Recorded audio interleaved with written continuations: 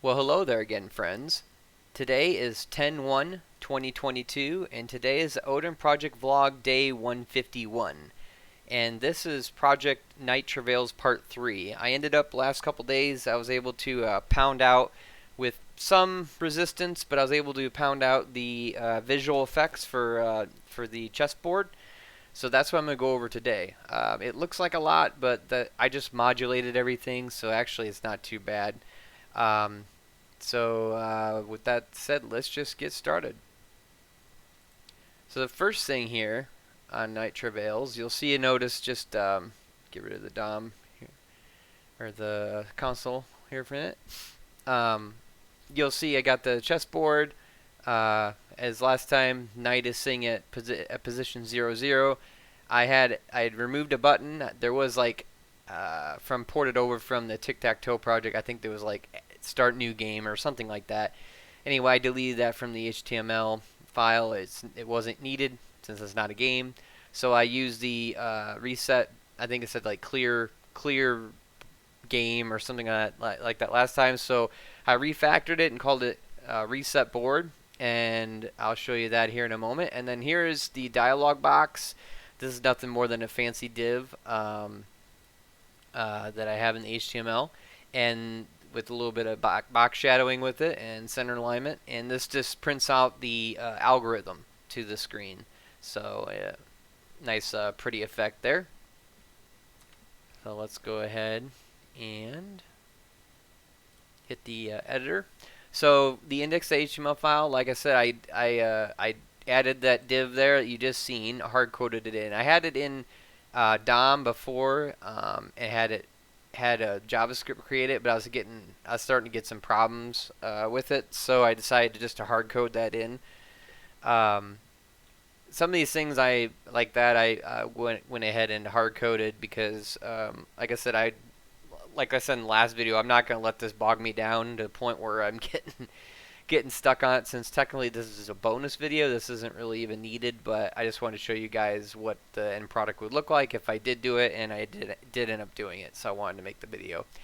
So anyway, that's all that's changed there, and then we got the script tag here that loads the app.js, which is our app controller module that controls, I use that to control the flow of the game and what's called when.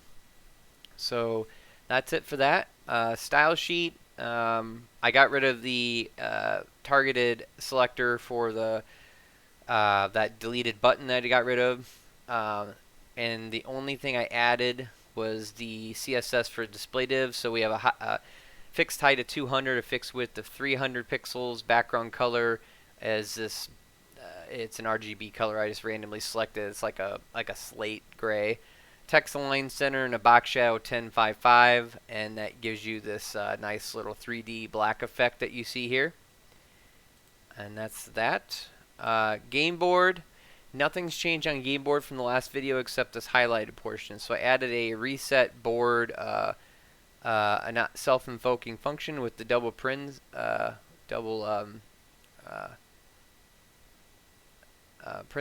down here. Sorry, been a long day. So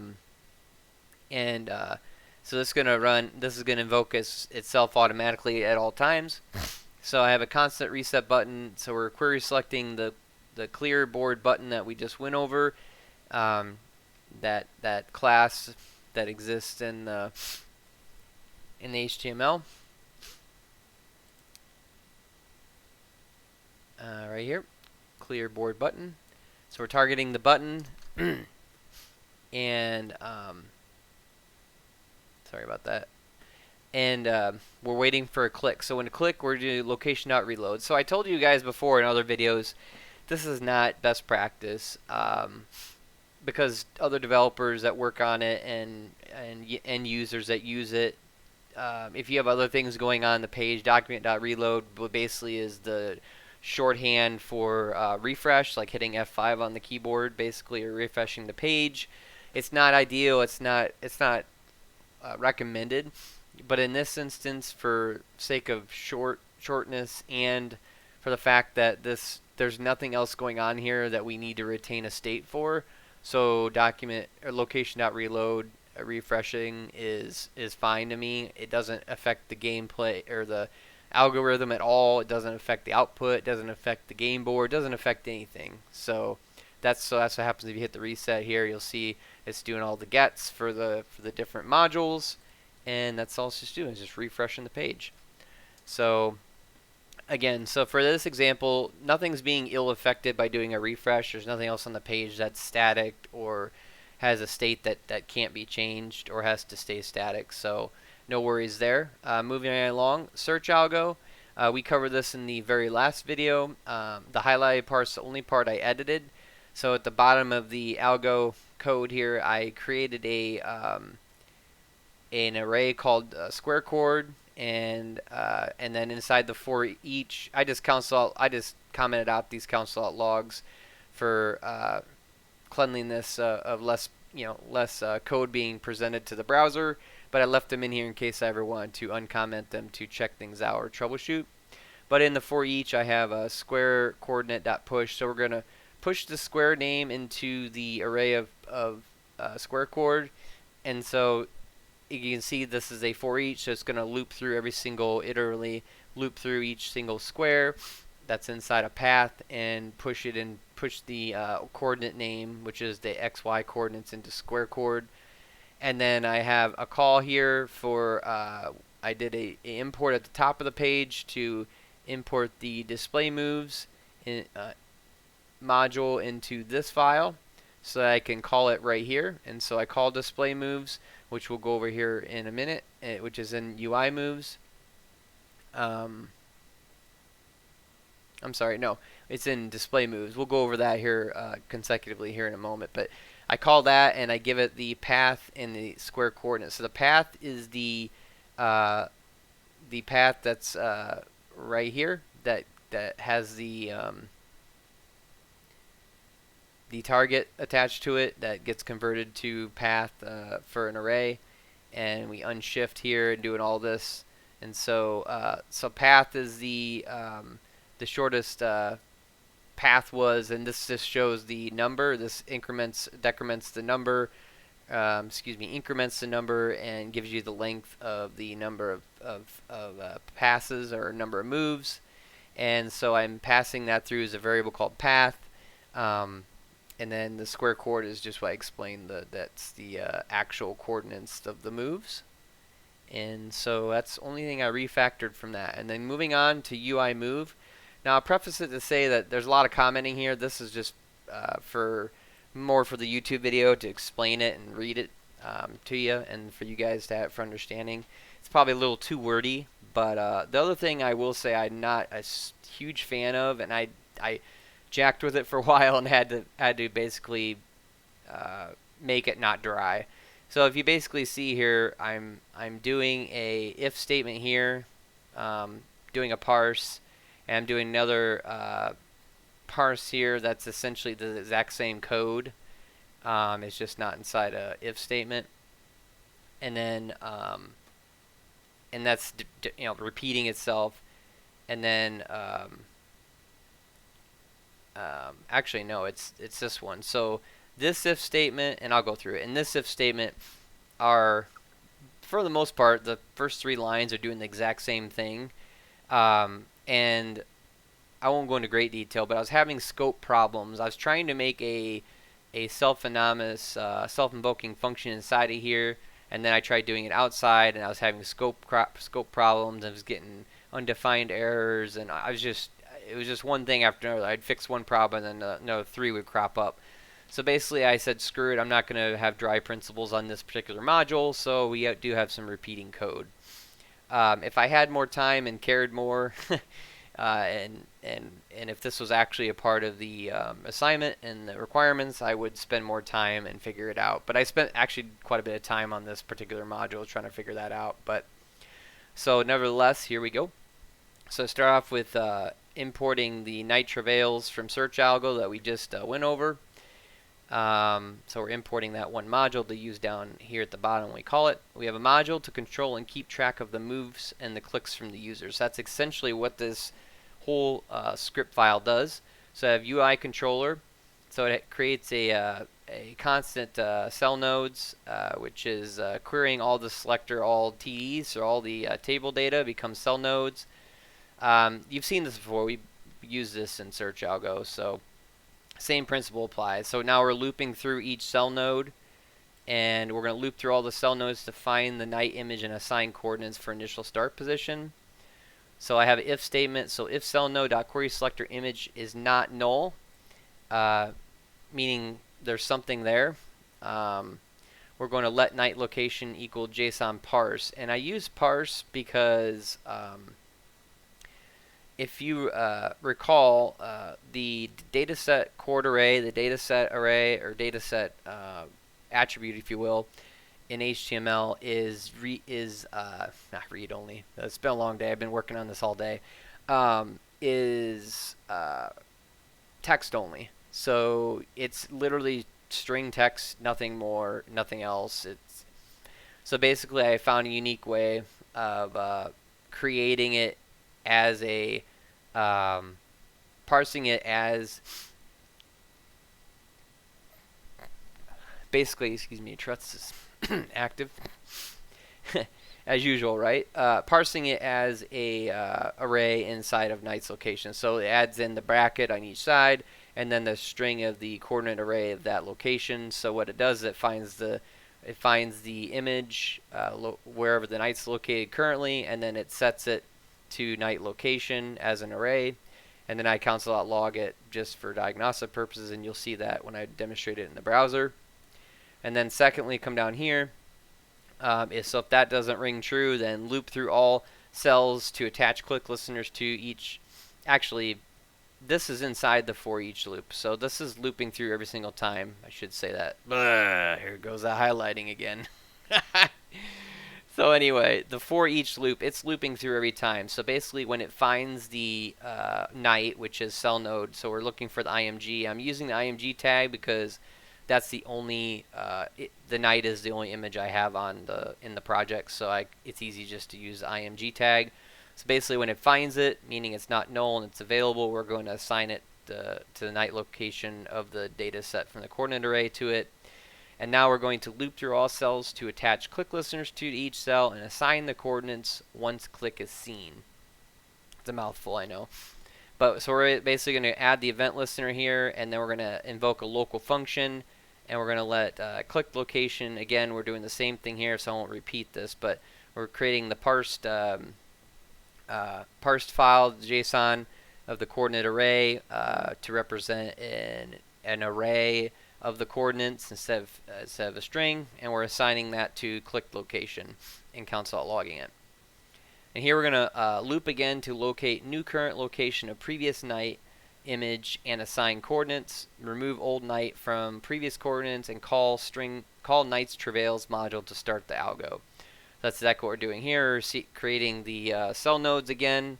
Again, a little bit of repeating going on here, so it's not dry, but cell nodes equals, so we're query selecting all, we're getting the table data again, going for cell nodes, doing a for each loop through the cell nodes. For each cell node, we're going to look for the night, and when we find them, we're going to, again, parse the location. And you're probably wondering, why am I doing this part twice? Well, it's because this if statement up here only runs once.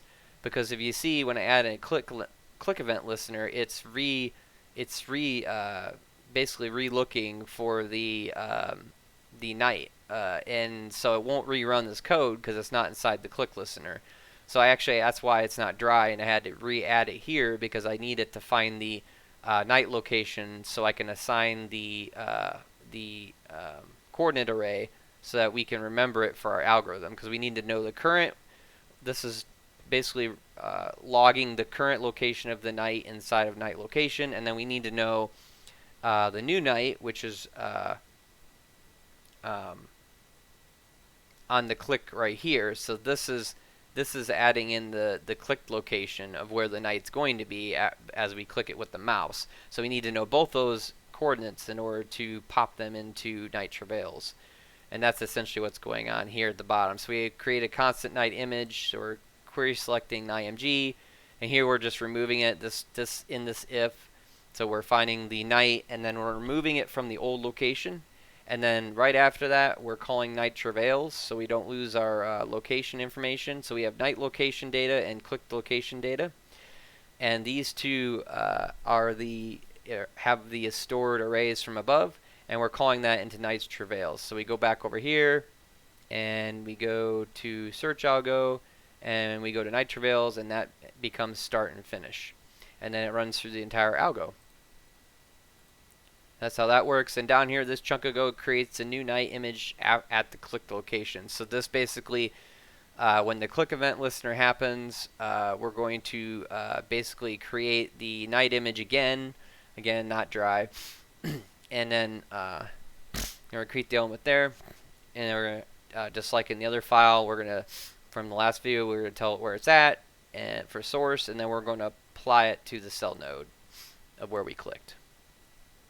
And then we're exporting this module UI controller out because we need it for our app controller. So going on, display moves. This one's pretty short and sweet, self-explanatory. This displays the moves and the displays the moves for in the DOM. Basically, this is all things DOM. I guess I could have called it DOM. Display DOM or something like that. Basically, so the first thing to do is we got an if statement to remove any existing p tags from previous moves. So I do that check right here because I wanted not the player, but the user to be able to click and move the knight, and you'll see it in the demonstration, to move the knight to a secondary location, and I want it to erase what was currently in the p tags and in the DOM to start over. So that's what it's doing right here. So document query selector P. So if it's not null, meaning there's something inside of that div, which is right here, I'm going to basically select the div. We're going to select all p tags and create a constant variable of nodes, a node list called p nodes, and then p nodes for each p node. I'm going to remove every p node, and that's just for good, hardened codes. You don't really have to loop through every one like that. There's different ways to do it, and I decided to loop do for each and do a remove on each one. There's only 2 of them. Well, that's not technically true. There could be up to like 6. But so I just want to remove them all instead of trying to guess how many there are. We'll just loop through each and remove. And then so if that's not true, meaning there's nothing in there, so basically you're firing it off for the first time, or this is already ran, you're going to come on here and you're going to run this block, which is basically selecting the div and calling it display div, and then creating a element p tag called move number and coord list, which is short for coordinate list. Move number is text content. The shortest path was from path.length -1 moves. And you remember this is very familiar because this is the temperate literal that was brought over from search algo that we covered in the last video. And I'm applying that to text content to move numbers. So the first p tag, the first paragraph tag is going to be this, and then we're just getting path from the path parameter, which comes from search algo, from nice travails. So when that algo comes over, it's going to spit that out there, and then coordinate list.inner.html. I use inner.html instead of text content because you'll see before I had a list of the square coordinates. When they come over, it's as a array, if you remember.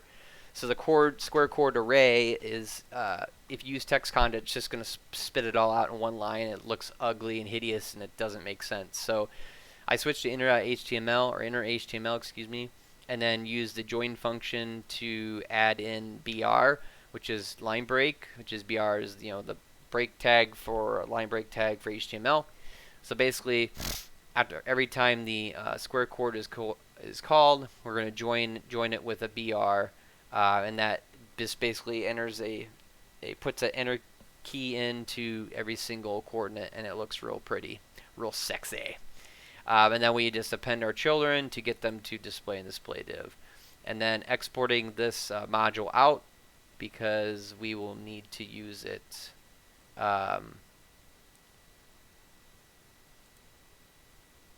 in the, let's see, does anyone use, did I have that list? Does anyone display moves? Yeah, we're using it in search algo, so I had to export that out. So there's that, and then apps.js here is the controller. I cleaned this up a bit. I ended up not needing the night travails at all, so if you, that's why this is, I'm going over this because this has been refactored from the last video. So all I have is here is a constant app controller, and all it is a self-invoking function that calls GameBoard and UI controller, and that's really simply all we need. Because GameBoard will we need that because there's nothing invoking GameBoard to get the get the UI going and get the GameBoard on there. So we need that, and then UI controller is not called from anywhere either as far as the module. So I need to call it to get started to follow the user's clicks so that we can feed that to Nice Travails with linked location and clicked location that we just went over.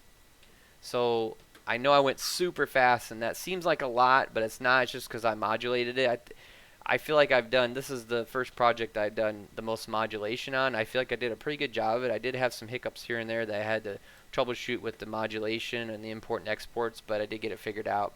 Probably looking back, again, this is way past the scope of the exercise, but probably could have used a Webpack for this, but that's okay. So showing it in the browser here. So we're starting off at nights at 0, 0, and we see current night location here. It is console logging that out, so we see that 0, 0. And if I go over here, click it, see night has been removed from 0, 0 and added to 7, 0, or 0, 7, excuse me. And we have clicked on location is 0, 7, and the current location, see how it's remembering it there, is 0, 0. That's very important. And then up here, you'll see the feedback that we had in console.log earlier. Remember, I commented that out so it doesn't show, but rather I'm putting it out here in the inside the div here. So the shortest path was 5 moves, 0, 0, 1, 2, 2, 1. We'll just double check this works by doing this one. So we're going from 3, 3 to 4, 3. So we're going from